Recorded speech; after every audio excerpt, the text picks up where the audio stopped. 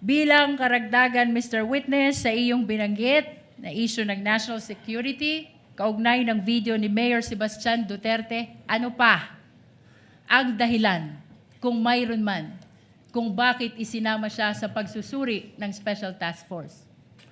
Sapagkat dito na nga po na makikita ng naging pagbabanta ng ating Vice President ay nagkaroon po ng tinatawag natin na epekto. It is a kinetic force na kung saan yung mga nakarinig ng kanyang pagbabanta ay gumagaya na rin at nagbabanta. Lalong-lalo na sila ay nabibilang sa isang pamilya.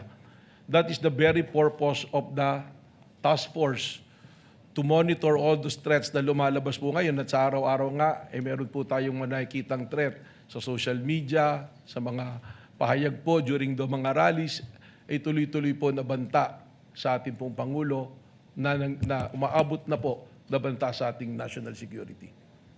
Binanggit mo ang kinetic force. Anong ibig sabihin nito, Mr. Witness?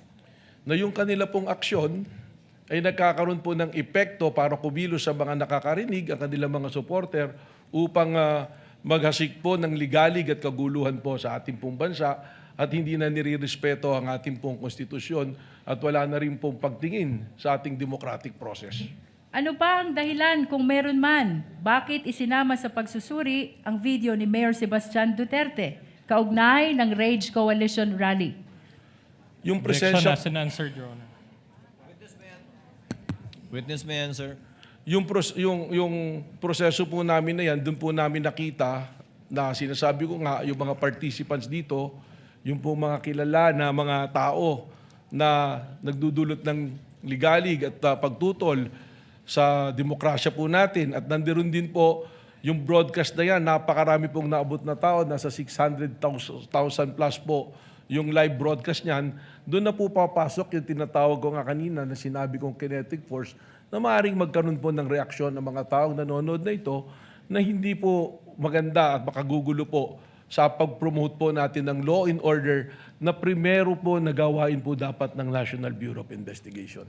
Binanggit mo na may mga kilalang personalidad na nakibahagi sa Rage Coalition Rally.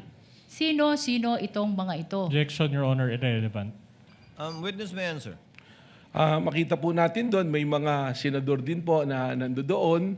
Nandoon din po si Mike Defensor at nandoon po ang mga haligi po ng PDP Laban na akin po mga kakilala. Nandoon din po ang mga iba't ibang leader sa iba't ibang rehiyon na akin na pong nakasama noon nung ako ay miyembro pa ng PDP Laban. Mr. Witness, ano ang ibig sabihin ng rage kung iyong nalalaman? Objection, Your Honor, irrelevant. I think Council has already made the connection between the rage, the statements of Mayor Baste, and the statements of the respondent. Witness may answer. Sa Tagalog po niyan ay galit o puot. Yun po.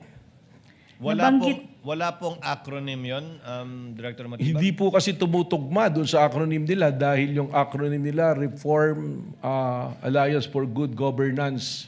So hindi po RAGE. So medyo malayo po.